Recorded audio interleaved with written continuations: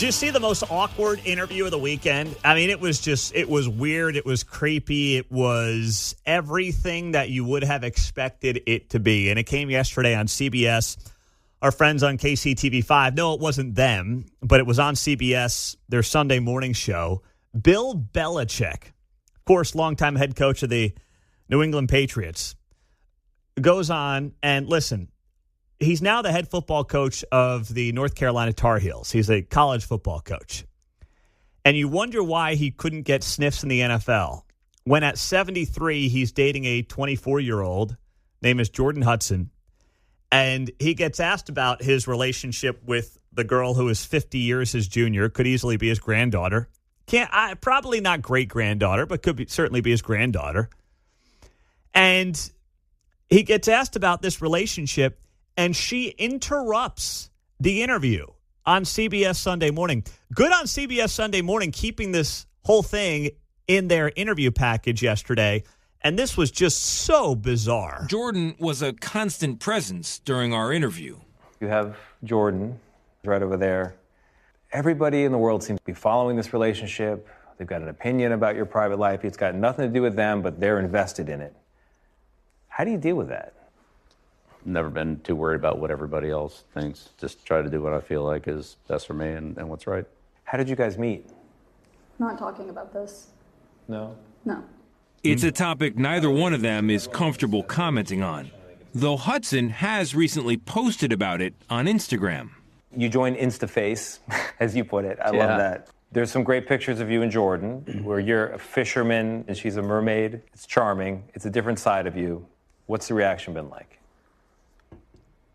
What's it been like? To have these different sort of photos. There's another one where you're doing, I know you're not into meditation or yoga or Pilates. You're balancing Jordan on your feet, and she's doing kind of the Titanic pose. Yeah, so I'm on some of those social media platforms, but I honestly don't follow them. Okay. All right there, Bill. Nice job, buddy. So here's the problem for Belichick. He knew how to get around all this stuff when talking about football, right? He would just do his monotone thing and say absolutely nothing, knowing he has to do interviews with media members and he could get away with it.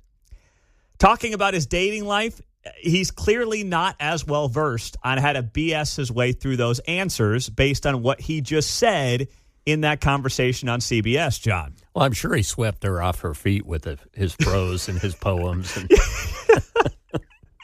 right? Yeah, it definitely wasn't, the money and the fame. It was definitely the beer belly. And got away with words. Yeah, he really does. The killer personality just swept her right off her feet. Just what every 24-year-old girl is looking for, The wordsmith that is Bill Belichick. Those sleeveless sweatshirts do something for him. Did you see the sweatshirt he had on in this video by chance? No, I'd missed it. He had a navy crew neck sweatshirt that had a hole in it, like right above his nipple area, right above his chest. Hey, he looked like a homeless guy. I mean, literally. That guy is walking right through downtown Kansas City, Missouri right now with the same sweatshirt on after sleeping in a tent under the bridge last night. I don't know what he was going for there. I don't know if it was like a hardo look or something, but he looked like crap, man. So, used to have a shirt like that, and my dad got a job. I'm watching the interview, and I'm like, everything about this is why NFL teams did not sniff this guy. It is the weirdest, most out of touch, I don't know if it's Yoko Ono-esque relationship that we have seen. Listen, we've seen guys and coaches have these kind of, get divorced, midlife crisis, get a younger wife, girlfriend. But this is next level. She is 50 years younger than him. She's sitting there in the corner of the interview room telling Belichick what questions he will answer and what questions he will not answer. It is beyond bizarre and unlike anything I've ever seen, John. Maybe she's the offensive coordinator there at North Carolina now. He ain't doing anything without her say so. Seriously. I'll tell you what, though, the way Bill called offense in New England after Tom Brady left, it can't be much worse. Maybe she was calling it. Maybe. So that was, if you didn't see that, please go find it. It's all over social media. It is just the creepiest thing you will ever see. Bill getting literally dragged around by a 24-year-old. Who's not his wife, obviously, just a girlfriend, and it is a bizarre relationship. And then the other weird thing that happened over the weekend that got a lot of attention was in the NFL draft. Of course, the Chiefs had a very good draft. Mark, who's your sleeper out of this draft for the Kansas City Chiefs over the weekend? Jalen Royals. So the Chiefs drafted Royals in the 4th round. He should have been a 2nd-round pick, probably out of Utah State. Fast dude, yards after catch master, 15 touchdowns 2 years ago. Wow. Really all right. good, solid receiver. So no one's heard of him because he went to Utah State. Yeah. But doesn't matter. Chiefs know where to find their wide receivers. And they've got hopefully one of their next studs. But the story of the entire draft was this Colorado quarterback, Shedeur Sanders, son of Deion Sanders, who was projected to be at one point a top 5 pick, then a top 10 pick, then a first-round pick, then maybe he falls out of the first round, and eventually he gets picked up in the 5th round out of 7 rounds in the NFL draft by the Cleveland Browns. And people are wondering, well, how does this happen? My goodness, this is, unprecedented. Deion's kid falls all the way to the 5th round. This is a very simple story. Deion Sanders' kid, Shedeur Sanders, went 13-12 as a college quarterback. He then proceeds ahead of the NFL draft's first round last Thursday to set up a little draft room for himself with the word legendary along the wall behind him. When you are a man in your young 20s and you have not accomplished anything in the NFL and you are expected to lead grown men who have wives and kids and lives and are, 25, 30, 35 years old, you think they want a 21-year-old hotshot who's the kid of Deion Sanders walking in, calling himself legendary when he hasn't taken a single snap of football? Of course not. There's a lot of rumors out there, a lot of stories you may have seen over the weekend as to why this happened. Some claimed it was race. I mean, if there's anything more ridiculous, some claim... These idiots can't help themselves they now, can't. Can they? I mean, at this point, it's absurd. It's absurd, yes. Deion Sanders' kid was not taken because he was black. Yep, you got it. You nailed it. I mean, meanwhile, back at the number 1 spot. Cam Ward, right? Yeah, the number 1 pick was a black quarterback. They are literally just grasping at straws with this narrative. But, of course, the woke sports media just can't help itself.